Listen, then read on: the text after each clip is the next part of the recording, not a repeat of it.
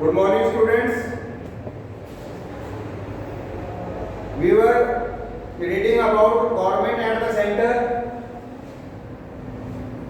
in which we have already read about the parliamentary system in India, composition of legislature, Lok Sabha, the Rajya Sabha, law making procedure, composition of executive. Today, powers of the president. Powers of the president: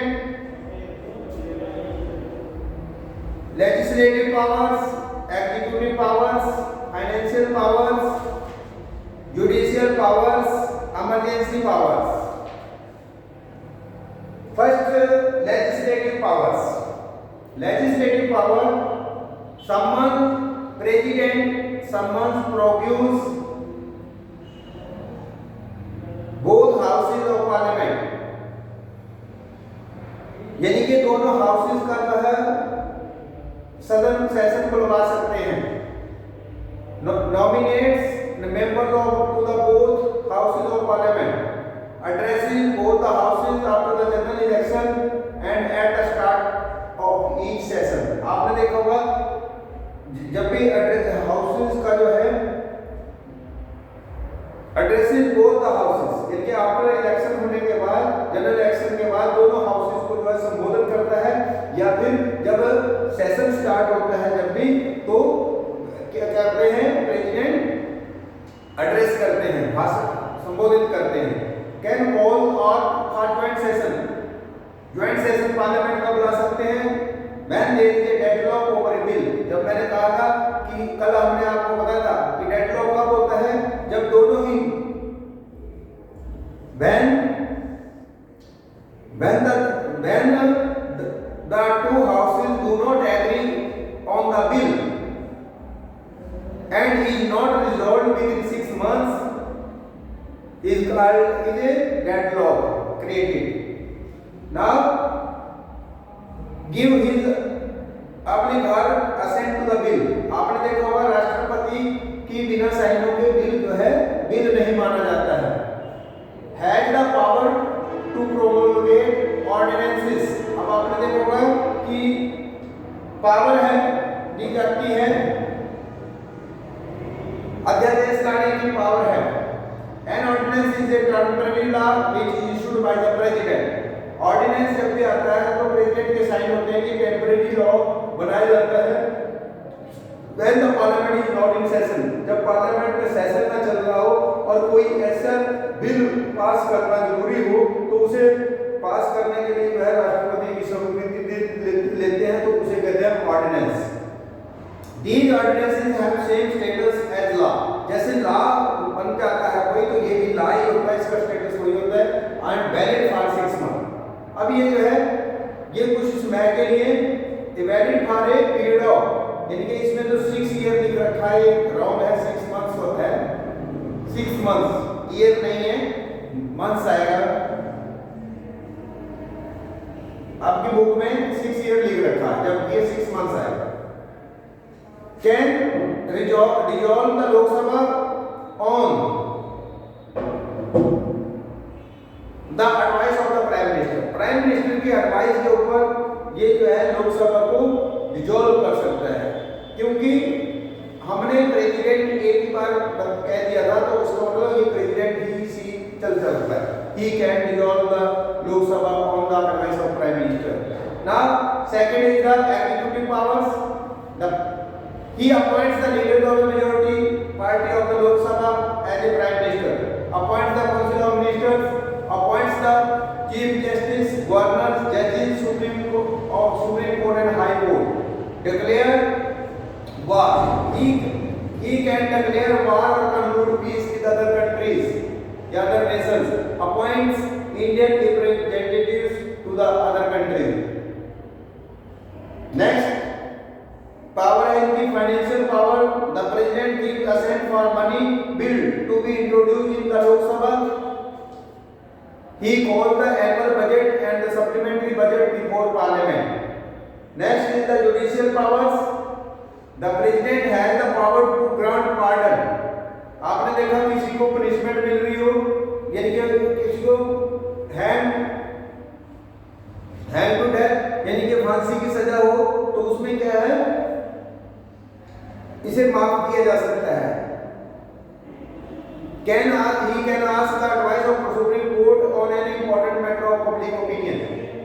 ये supreme court से कोई भी advice ले सकते हैं public opinion, जो कि matter of public opinion हो, जो लोगों के हितों में हो। Now emergency power, president can declare 3 types of emergency. President की इमरजेंसी पावर है which are national, state and the financial। A national emergency is declared in the event of wars। जब वार हो, युद्ध हो, तो ये नेशनल राष्ट्रीय इमरजेंसी आपातकालीन घोषित कर सकते हैं। तो इसमें एक्सटर्नल एग्रेशंस और नेशनल कैलेमिटीज और डिजास्टर्स, यानी कि या तो युद्ध की स्थिति हो या बाह्य आक्रमण हो या फिर नेशनल कैलेमिटीज यानी कि कोई आपदा आई हो। State emergency is also known as President's rule and is invoked when there is a breakdown of constitutional machinery in the state। A financial emergency is declared when the financial stability of country is threatened। Next is these are the powers of the President, and now the Prime Minister। The Prime Minister is the head of the government and is appointed by the Prime Minister for among the parties which secured majority seats in the election to the Lok Sabha। Being the head of the Council of Ministers, she chooses the members of council। आपने देखा होगा जैसे ही majority party जीत करके जो आती है, तो उसका एक लीडर चुना जाता है, उसे प्राइम मिनिस्टर नियुक्त करते हैं प्रेसिडेंट, और उसके बाद प्राइम मिनिस्टर क्या करता है, हेड ऑफ द गवर्नमेंट होता है, और ये क्या करते हैं, अपनी कैबिनेट, जो कैबिनेट है इनकी, उसको यानी कि मंत्री जो है उन्हें चूज किए करते हैं। और उसके बाद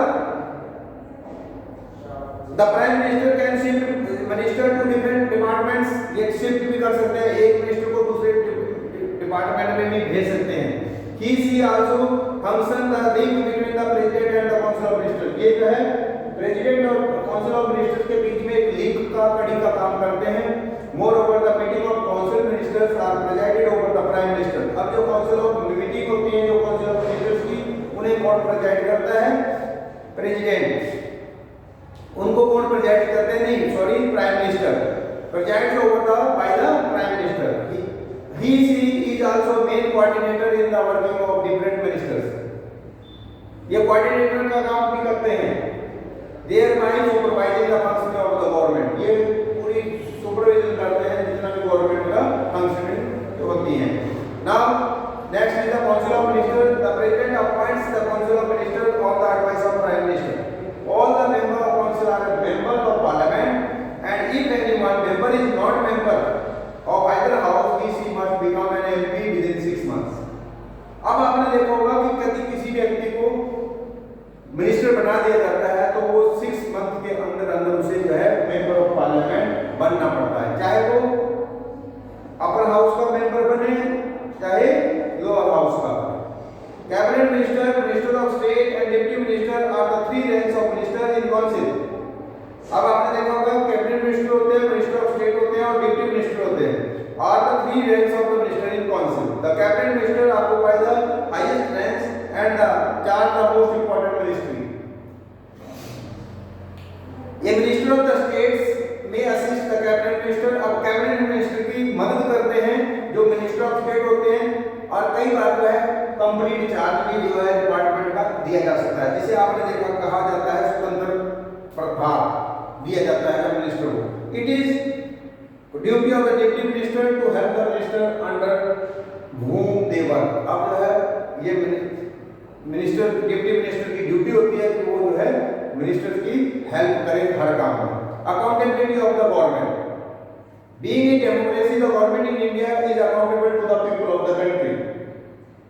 यानी कि अकाउंटेबल है, उत्तरदायी है, किसके लिए, लोगों के, देश के लोगों के प्रति। The MPs are allowed to raise question on the issue which are to be answered by the ministers. अब MP जो है वो allowed परमिशन होती है, अलाउड किया जाता है कि वो क्वेश्चन करें इशू के ऊपर किससे, संबंधित मिनिस्टर से, और वो आंसर देते हैं ड्यूरिंग द क्वेश्चन आवर। ये कॉलिंग अटेंशन मोशन आपने देखा होगा, आप जब भी जो है सेशन चलेगा तो जब लोकसभा चल रही होती है तो आप जो है या राज्यसभा चलती है तो आप उसे टीवी में देखें किस प्रकार से क्वेश्चनिंग चलती है क्वेश्चन आवर में, और किस प्रकार से जो मिनिस्टर्स है वो आंसर देते हैं। ये calling attention motion is used to ask minister for the clarification of serious issue. Moreover an adjournment motion may be used to start a debate on a important issue. The policies and programmes of government are scrutinized in the parliament so that they do not violate the constitution. Another important aspect of the parliamentary system is that the whole council of ministers is collectively responsible to the legislature. अब आपने देखा होगा कि parliamentary system में एक बहुत ही महत्वपूर्ण पहलू है कि जितना भी काउंसिल ऑफ मिनिस्टर्स हैं वो कलेक्टिवली रिस्पांसिबल हैं किसके, लेजिस्लेचर के। आपने देखा, आगे एक बात को ध्यान रखना, यदि प्राइम मिनिस्टर आज इस्तीफा दे देते हैं तो पूरा का पूरा मंत्रिमंडल ऑटोमेटिकली डिसमिस माना जाएगा। तो ये vote of the no confidence can be proposed against the council and if it is part with the majority then all the ministers must resign. यदि आपने देखा होगा कि वोट ऑफ नो कॉन्फिडेंस, अविश्वास प्रस्ताव पारित हो दिया जाता है, यदि वो काउंसिल के अगेंस्ट पास हो जाता है तो मेजॉरिटी के द्वारा, तो उसे जो है सभी मिनिस्टर्स का रिजाइन जरूरी हो जाता है। That's all about this lesson. Now complete your work. Thank you.